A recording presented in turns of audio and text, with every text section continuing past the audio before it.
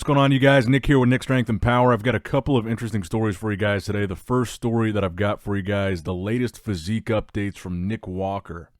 Now, interestingly, Nick Walker has been posting, it seems like a lot more physique updates here after the Olympia than he was leading up to it.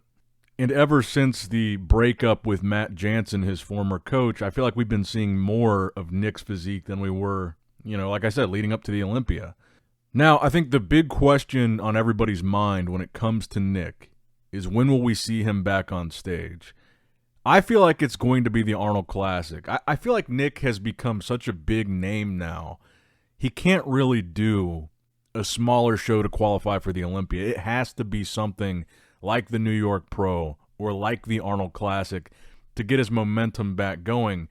And no disrespect to the other shows, but Nick Walker has kind of put himself in a category of pro. He's been a top 3 Olympian.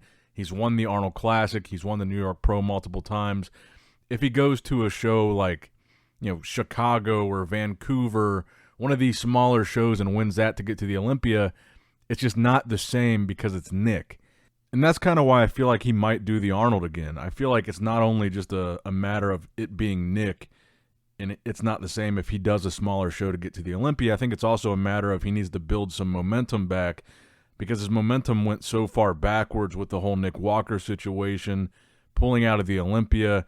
He needs like a real moment to get some of that momentum back, and that moment is not going to come from really anything less than the Arnold or the New York Pro. Honestly, at this point, I don't know if the New York Pro is big enough to restore his momentum, even if he won. Like, I genuinely want to see a successful Nick Walker comeback, I guess, if that's what you want to call it. But I think he's going to have to beat some bigger names in whatever show that he does to qualify for the Olympia, assuming he's shooting for the 2025 Mr. Olympia, which I'm guessing he is. I would imagine there's no way he would sit out 3 Olympias back to back to back. And I just feel like whatever show he does to reestablish himself as one of the top names, one of the top guys, he's going to have to beat some bigger names than just like a random pro show. So I feel like maybe we will see him in the Arnold, maybe the New York Pro again, but I feel like it has to be big. But let me know what you guys think in the comments down below. Do you think Nick will make a successful comeback in 2025? Which show do you think he will do? Do you think he'll do the Olympia again in 2025? And if he does, where do you think he'll place? Because on that same tangent of, I feel like we're entering a new era of bodybuilding. I feel like the old era is kind of on its way out. Hani Rambod retiring, Chris Bumstead retiring, and Matt Jansen, for as controversial as he seems to have been, him and Hani were like the top 2 names as far as the caliber of athletes they had competing. Now Matt's gone too, and I feel like we're just entering a new era right now.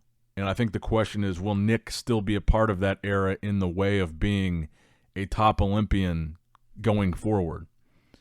Now, next up in the news, speaking of Chris's retirement, unfortunately for a lot of Chris Bumstead fans, it does truly look like Chris is actually done. He's actually retiring. This was the last show. Now, I still feel like I've been around long enough that when it comes to bodybuilding, never say never when it comes to a comeback. There's a lot of guys that say they're retired and come back eventually. So I would still, when it comes to Chris, I would still say never. But it does seem like right now it's pretty set in stone. This was Chris's statement after the show. He said, "This show was truly meant to be the last, and it's still going to be the last, I'm sad to say. The purpose of this show is for me to get on stage as the underdog. No expectations to win. Come up here in the midst of battle, have some fun," and that's what it was. It was for the love of the sport. I love bodybuilding. I love the competitive nature. I wanted to get up on stage with some champs and have fun, and that's what it was.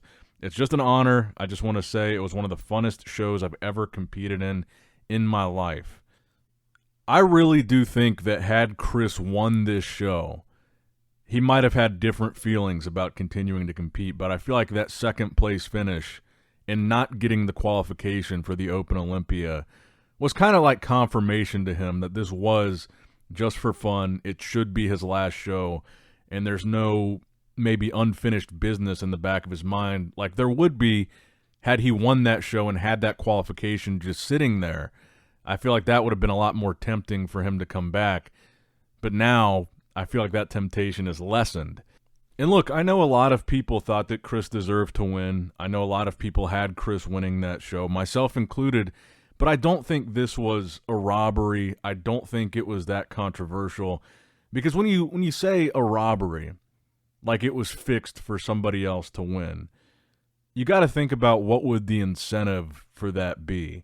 I feel like this is one of those shows where we really got to just take what the judges said, and whether we like it, agree with it, disagree with it, whatever, I feel like we got to go with the judges on this one, because in this scenario, to say that Chris was robbed would imply that the judges had incentive to rob him, when I think most of us would agree the best possible outcome would have been for Chris to win from a business standpoint.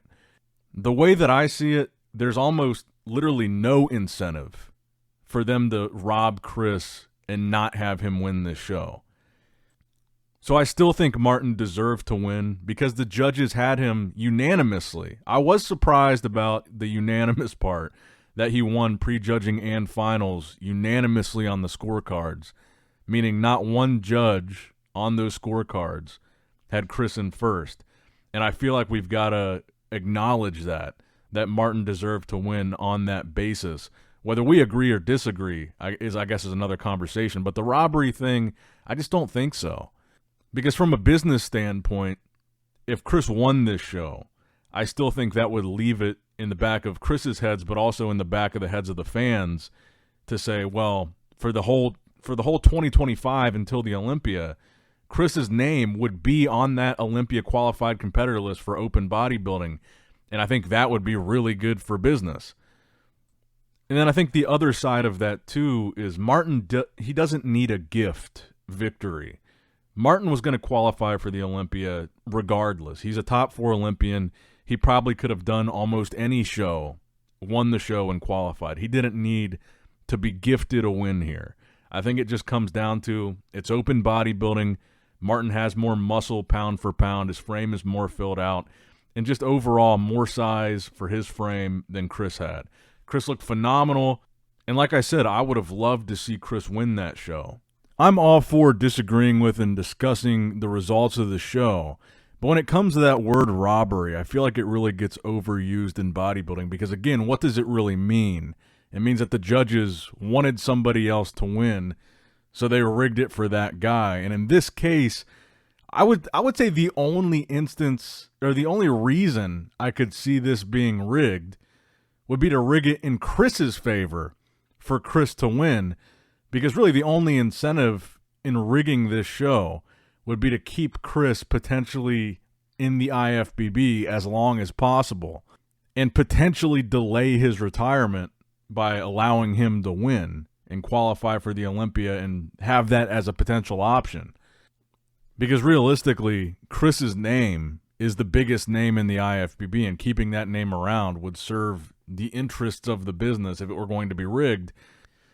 So I kind of feel the opposite about this show. I feel like Martin winning this show is almost proof that shows are not rigged. Because this was, if there was ever a reason to rig a show, this would probably be it. And I think it really just comes down to Martin being more complete. And I think, like I said, just more muscle. He's been in open bodybuilding. He's filled out his frame for open bodybuilding. Chris had just weeks to do that. Martin has had years.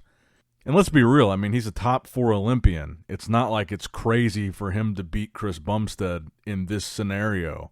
It would actually be crazy. It would honestly be crazy if Chris beat him in this scenario. So, I don't know. I just don't feel like it was this big controversial call. Like I said, I thought Chris looked amazing. I would have liked to see him win.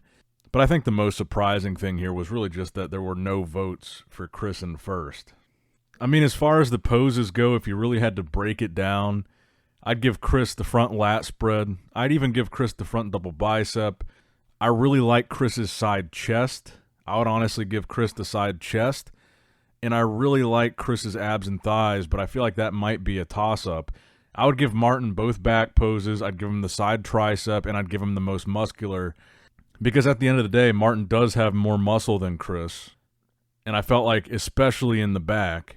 So even me being kind of biased because I wanted Chris to win, I would still have it 4-4 with one pose as a toss-up.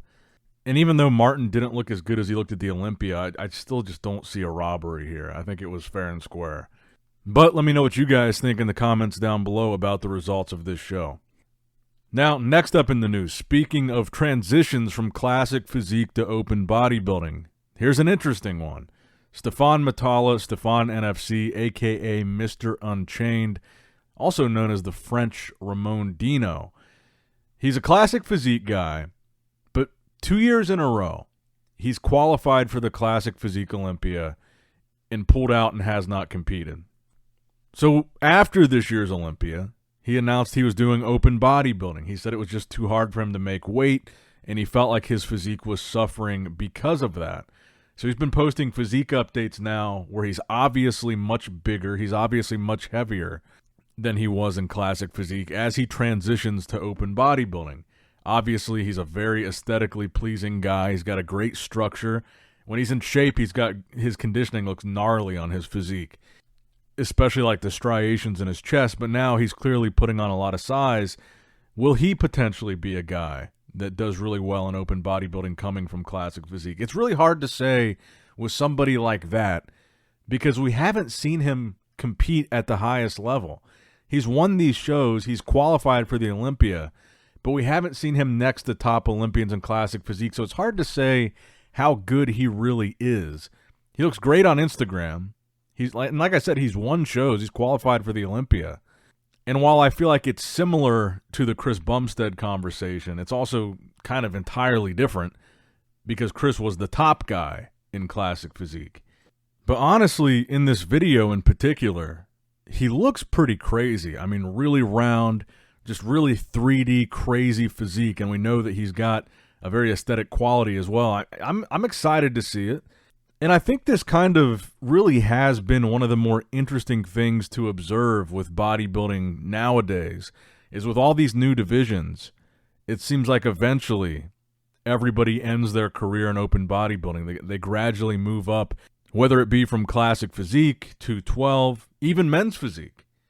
It's interesting to see that men's open bodybuilding has kind of remained the end goal for a lot of guys.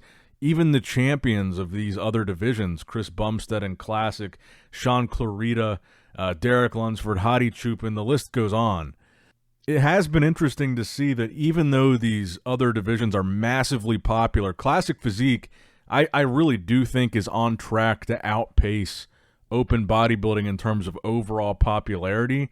But despite the popularity of all these other divisions, it is interesting to watch how open bodybuilding kind of remains that end goal for pretty much everybody. But let me know what you guys think in the comments below. How do you think Stephane MAtala will perform in men's open bodybuilding? We still don't know yet where he's going to make his open bodybuilding debut, but he does look pretty crazy, you got to admit, in these updates. But that's going to wrap it up for the video today, guys. I hope you did, in fact, enjoy it. Make sure you like the video, subscribe to the channel, click that bell notification icon if you have not already. And as always, I love you guys, appreciate you guys. Nick Strength and Power, signing out. All right, guys, don't forget to click that like button and subscribe to this channel if you enjoy the content. Also, check out my Instagram at NickStrengthPower, my Facebook page, which is simply Nick Strength and Power, my secondary YouTube channel, Nick Strength and Vlogs, for vlogs and bonus content that you will not see on this channel. And consider subscribing to my third YouTube channel, Nick Strength and Pokemon, which is all things Pokemon and trading card games, completely unrelated to this channel. So if you're into that, give that one a look. And all links to merchandise and social media will be in the description box below. If you guys want a Nick Strength and Power t-shirt, that will be in the Shopify link below. Have a great day.